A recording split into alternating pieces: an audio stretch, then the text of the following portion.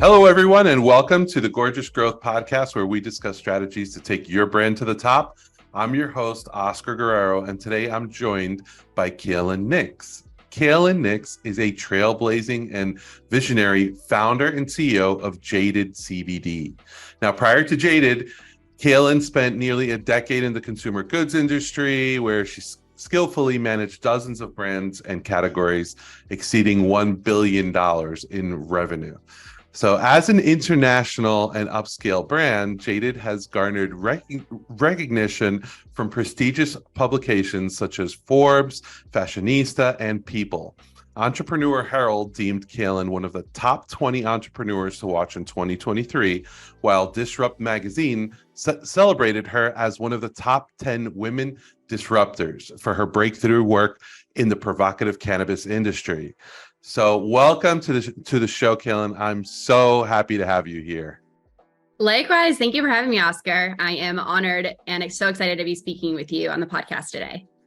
Awesome. So let's just start off with how you got started in the industry. Sure. So after spending roughly 10 years climbing the ladder in corporate America, I was stressed and burnt out.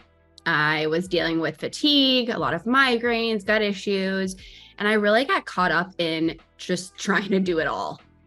I knew I needed help, but I didn't want to have to depend on another synthetic drug that would result in some sort of unwarranted side effects. And so at the time, a friend had suggested taking CBD. My initial reaction was absolutely not. I knew nothing about CBD. I was super naive and very uneducated about everything that the plant had to offer. And I was also really afraid of getting high. I had stuff to do. I couldn't afford to be on the couch all day. And so the net of it was I was jaded. I was really jaded. And so eventually I tried CBD and I was blown away by the benefits. I slept better. I felt less stressed. I was more functional. But most importantly, I didn't feel high.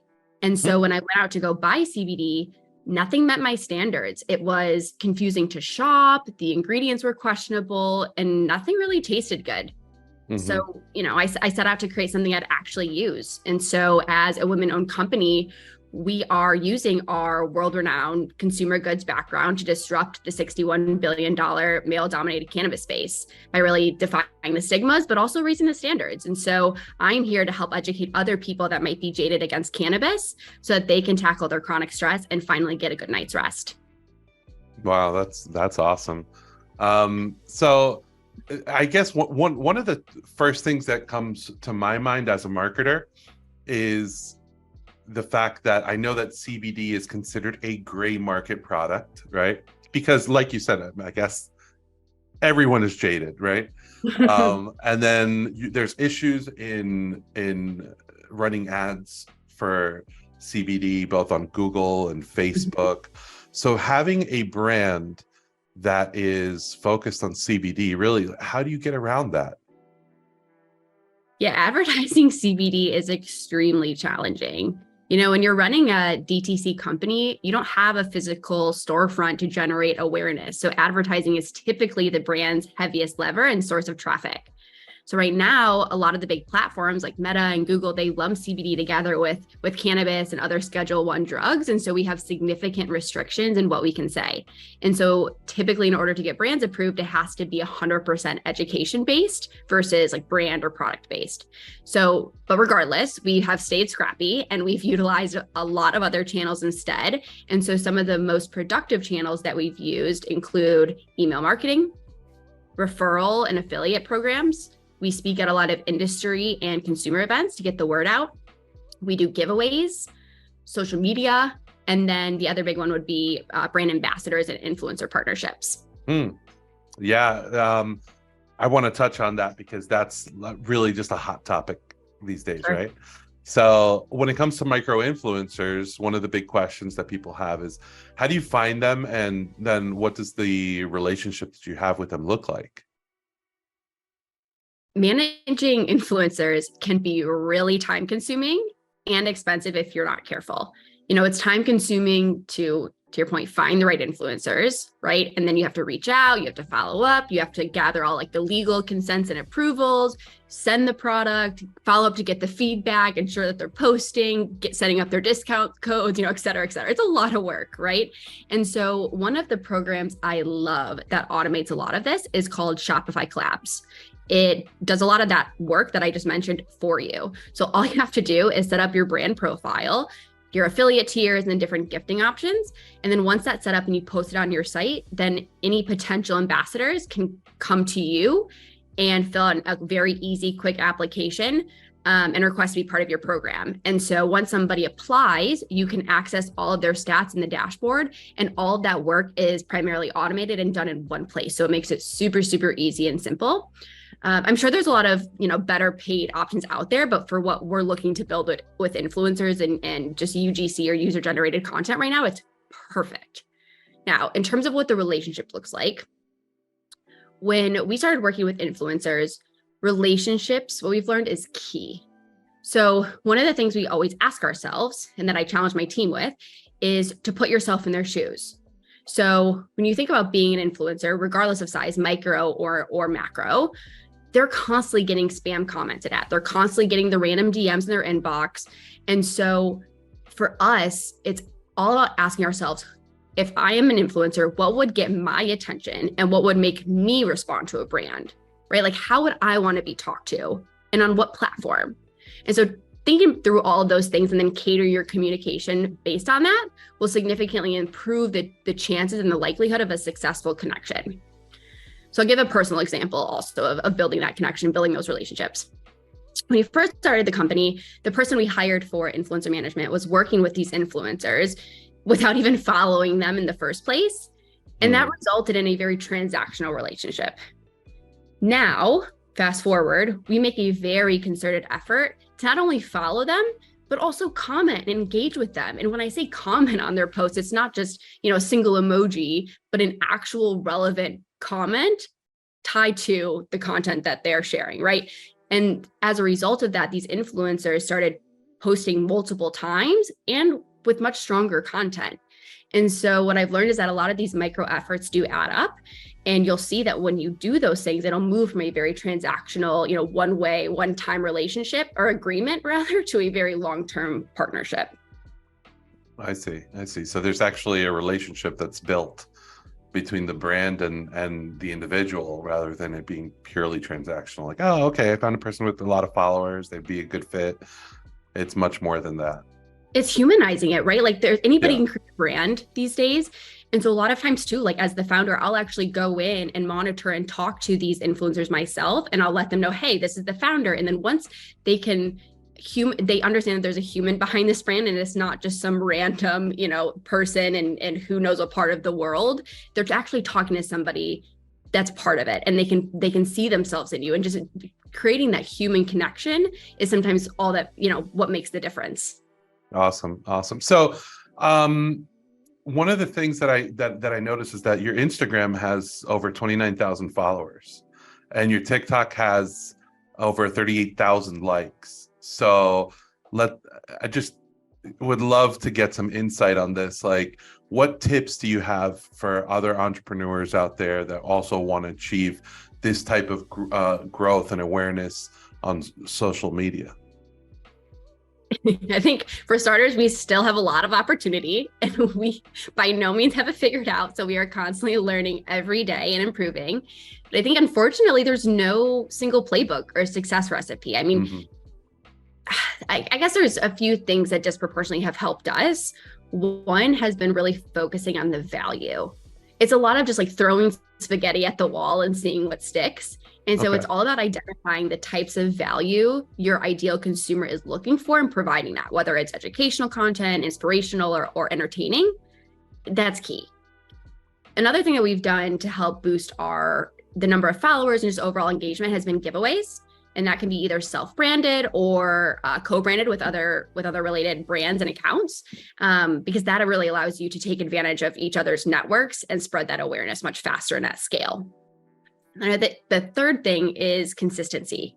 So yes, it's a lot of work, But consistency in both posting, but also engaging with the people that are following you or that are commenting on your post has been really critical for us. And I think just keeping in mind that building a brand doesn't happen overnight, right? It takes time to build a following and a community. Patience is key. It's a virtue. Yeah, and I hear this a lot, to be honest. Like I you know, a lot of the interviews that I've done here have been with successful brand owners like yourself, and the message that a lot of them have is like, you need to be patient, you need to believe in this, you know, and know that eventually you will gain that traction. And at the end of the day too, like it's not always about the quantity of followers you have, but about the quality, right? Mm-hmm. And the type of engagement and focusing on the impact that you're having with those people versus, the number of people that might be liking your post, right? Yeah. No, totally. That makes complete sense. So let's talk about community then. I mean, I imagine like getting your customers takes a lot of work, right? You're not just running ads, you're doing a lot more than that. So the customer repeat rate, is that important to you? Would you mind sharing it with us? Sure. Yeah. Repeat rate is incredibly important. Right now, once people try our CBD products, JADED CBD, they love it. So our repeat rate right now is actually close to 40%, which is 8 times higher than the category average.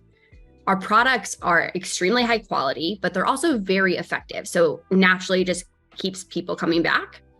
It also helps that our packaging is beautiful, not that I'm biased or anything, but it is. And people like keeping it out on their bedside table or on their vanity.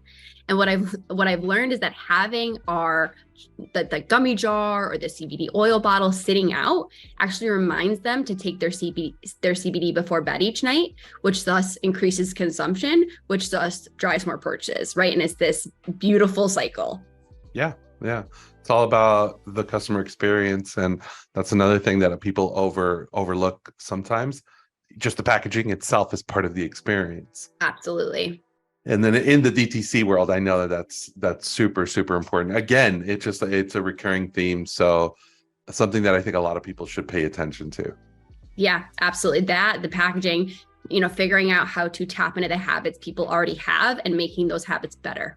So do you feel like are you creating a community, or are you like kind of embedding yourself inside of a community that already exists? We do a bit of both, but I think we're more intentional about creating our own safe and fun community. So at the end of the day, we're all about empowering people to be their best selves and to improve their mental health. So I make a very active effort to be in touch with my community and with my customer base. So at least twice a year, I actually interview the top 10% of our customers to learn about them. I'll do a video or face-to-face interview where I will sit down with them and learn what makes them tick. Why do they buy from us? What is it solving for them? And what it allows me to do is be super in touch, learn all about them. But in return, I also make sure that they know that I deeply value their input and I'm committed to making their experience even better. And that inherently creates a community, right? And loyalty. And so when you have that strong community, that helps spread the awareness through word of mouth. It helps create that brand loyalty and the repeat purchases. And it really gives you valuable feedback that you can use to either further, iterate innovation, your marketing tactics, or, there's a whole plethora of things that you can use that for. Yeah, totally. So it sounds to me like you said that you guys were kind of scrappy and you did what you had to do. So you've bootstrapped this business, right? Mm-hmm. So, okay, this is another topic that I like to ask people about. As a person who bootstrapped a business, that means that you probably had to pay close attention to efficiency, profitability. But are there some numbers that you keep an eye on to make sure that you are efficient? How often do you do this? What do you look at? Yeah. So, as a lean, scrappy team, I absolutely am very in tune with the numbers. I actually this past weekend did like my monthly P&L assessment, but every week I actually conduct it on Monday mornings. I run a KPI assessment or key performance indicators assessment where I look at things like site traffic, given the fact that I'm DTC. I look at conversion percentage, I look at sales, I look at units sold, and average order value. Those are the top metrics, I would say, on a week-to-week basis. And then based on those numbers and results, I'll identify any significant drivers of that performance. And then on a monthly basis, I'll run and review my balance sheet, my P&L, and my cash flow statement. Those are the trifecta from a financial standpoint. And, there's other metrics that I'll look at, whether it's, lifetime value, LTV, or CAC, customer acquisition costs and other things. But the net is that I make sure I understand how much is coming in and how much is going out. Makes complete sense. Thanks for that. Thank you for that. Yeah. I think that's very, very important, and something, again, that's missed many times. So you have a lot of experience with this, and all entrepreneurs have made mistakes, right? So what's one mistake that you could share with the world that you believe most startups could learn from? And probably relate to, right?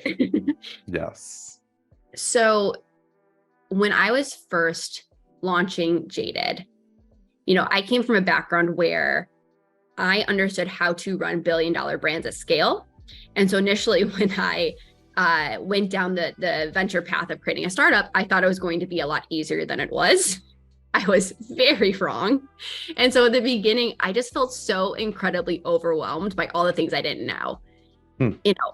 I felt like there was so much I needed to understand, and all these things I needed to figure out, and just all these things I needed to know right away. And I was really stressed out about it. Thank goodness for my CBD, but I felt this constant pressure to be further along, and I didn't know how to get there. It's based on what we see in the media. It's just story after story about all these amazing companies that either just sold for $100 million, for $1 billion, et cetera, et cetera, et cetera. And I found myself comparing myself to them. And what the media doesn't cover are the years and years of blood, sweat, and tears that it took to get there, right? It doesn't happen overnight. And so after many late nights and feeling burnt out, I realized that I didn't have to know it all at once, right? I was beating myself up because I wasn't already at the finish line, and so instead of celebrating the journey along the way. So now I try to focus on doing the best I can with the knowledge and the resources I have today. And the person I should be comparing myself to is the person I was yesterday, right? And so for me, it's just reminding myself to celebrate those small wins and try to enjoy the journey. At the end of the day, everybody starts somewhere. Even Jeff Bezos and Bill Gates and Steve Jobs, they all started in a garage, right? And so to keep this in mind, one of the things I like to say to my team is that we're Airbnb 2008. Like, we don't have to be Airbnb 2023. We just, we're Airbnb 2008, and that's okay. And it just helps us remember that progress is better than perfection. That's right. Wow, that resonates with me a lot. Thank you. Yeah, one of the things, as an agency owner, one of the things that I do is I belong to a mastermind, and I have a mentor and everything, and we actually celebrate our wins to remind ourselves, like, hey, we're not where we want to be yet, Yes, exactly. But it's just like you said, it's like, we're Airbnb 2008, and that's okay. We're making progress, and we're moving forward. And exactly. I think that's super important to remember. In the beginning, it could be frustrating, but absolutely. And that's okay. That's part of it, right? Yeah, absolutely. Yeah, I agree. So any other advice for budding entrepreneurs out there in the wellness industry? I mean, you made the point about I don't know this yet. And, that just ties back to a growth mindset, and adopting that, I think, is so key. And just to keep focusing on what I've learned or what others have learned versus, maybe some of the failures. And so I think the other big thing is just accepting and learning how to fail. A lot of people are afraid of failing. I also, at times am afraid of failing. I think it's human nature, but nobody gets anywhere notable without failing. Right. Yeah, and so that's right. I think at the end of the day, failing is where you see real change and where real significant progress is made. And so that would be the only other thing that's been really helpful for me, at least. It's awesome. So where do you see the future of your brand? I love this question. I get so excited when talking about what's on the horizon for JADED and the impact we'll be making. So at JADED CBD, our core values have always been centered around quality, transparency, and the customer. And these values have honestly been the driving force behind our brand since day one. And so over the past 3 years since we've launched, we've really seen remarkable growth and success. And so, we've expanded our product line, we've secured these wholesale partnerships. And as we look forward, we have really big plans to accelerate the growth through new disruptive innovation, team expansion, and increasing our customer base tenfold over the next 2 years. We're also investing in some exciting cutting edge technology that'll really enhance the online shopping experience and provide relevant personalized education around CBD. So the future of JADED is incredibly bright with quality, transparency, and customer happiness as our guiding principles. We're very confident that we will use that to become the #1 brand authority in the space. That's awesome. And so if people wanted to find out more about you and what's happening with JADED, where would be the best place for them to look? They can check us out and shop on our website, jadedcbd.com. They can follow us on social, whether it's Instagram or TikTok, or connect with me directly on LinkedIn at Kaelyn Nicks. Awesome, Kaelyn. Thanks so much. I really appreciate all of the helpful advice that you gave here. And I wish you guys an awesome future. Thank you so much.